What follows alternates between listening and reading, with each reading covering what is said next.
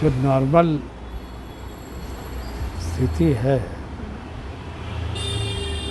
ये तो natures gift है कि हो रहा है या नहीं हो रहा है, लेकिन ह्यूमन में माइंड कैसे उसके साथ एडजस्ट करे, वो अपना बुद्धि लगा के चलता है।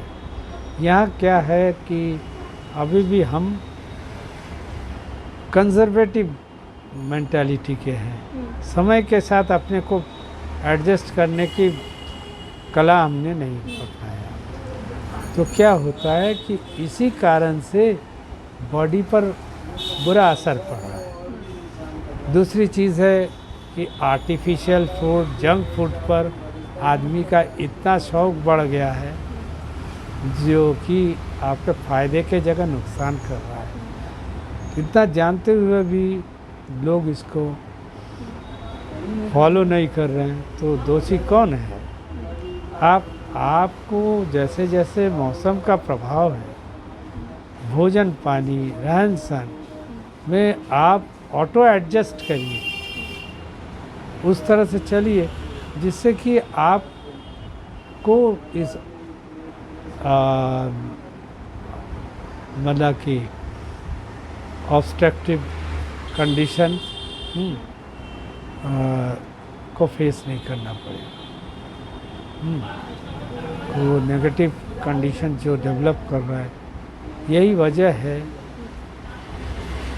हालांकि ब्लड प्रेशर एक इंडिकेटर है, ब्लड प्रेशर रियली डिजीज़ नहीं है, डायबिटीज़ डिजीज़ नहीं है, इंडिकेशन है।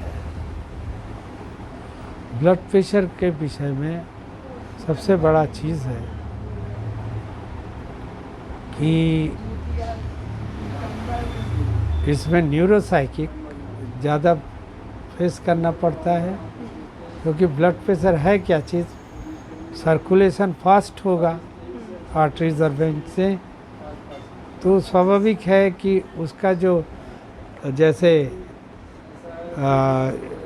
मैनोमीटर होता है,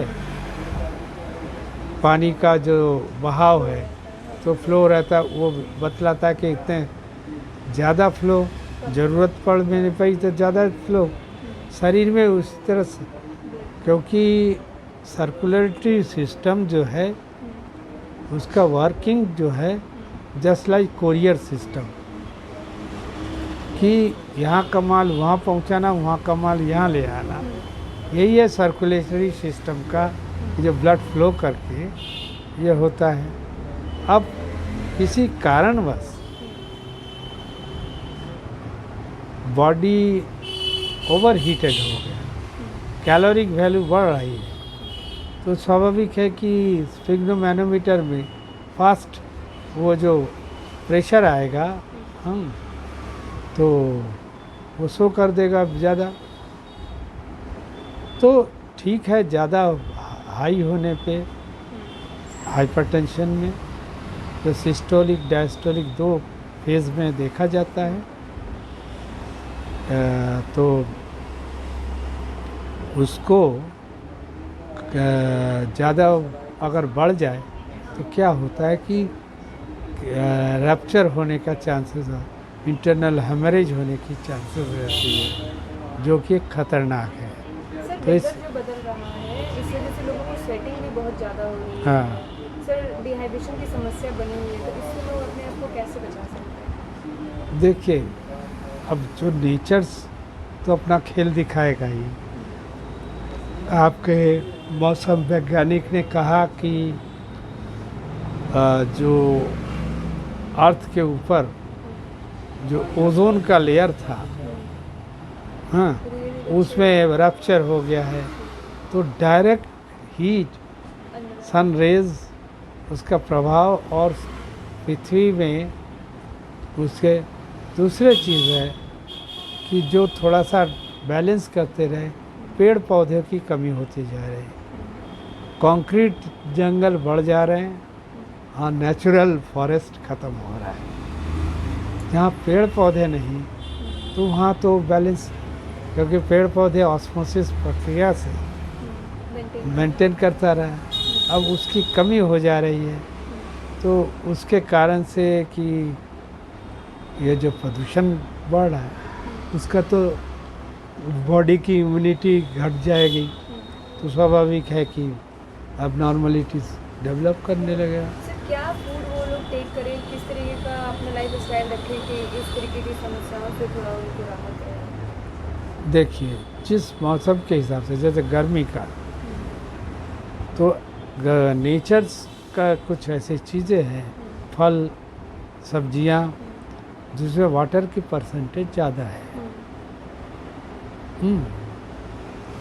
तो उसको अधिकाधिक प्रयोग करें,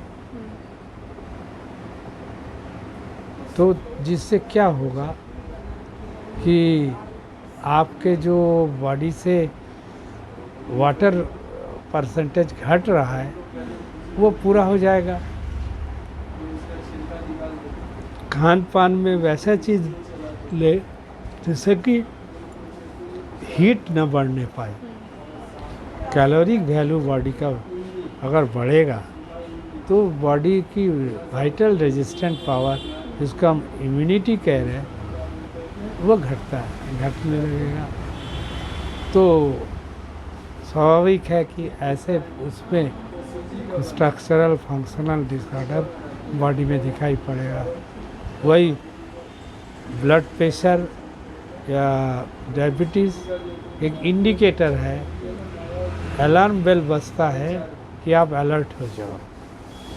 तो उस समय अगर आदमी नेचुरल कुछ वो करे, तो अब ज़्यादा एक्साइटेड हो गया, बॉडी हीटेड हो जाएगा, तो प्रेशर बढ़ जाएगी। तो एक्साइटमेंट को कैसे रिड्यूस किया जाए? आदमी को कुछ सेल्फ डिपेंडेंसी बढ़ाना पड़ेगा। सर एक्सरसाइज हेल्प करता है बॉडी को फिट हाँ। करने के? एक्सरसाइज इसलिए आवश्यक है क्योंकि जिस कारण से बॉडी शिथिल पड़ जा रही है, इनएक्टिव हो रहा है, एक्सरसाइज उसको फिर लाइन पे ला देता है।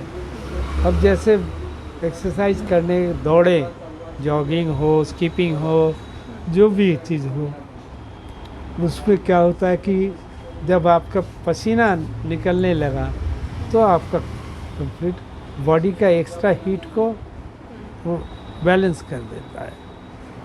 तो एक्सरसाइज हर ऑर्गन को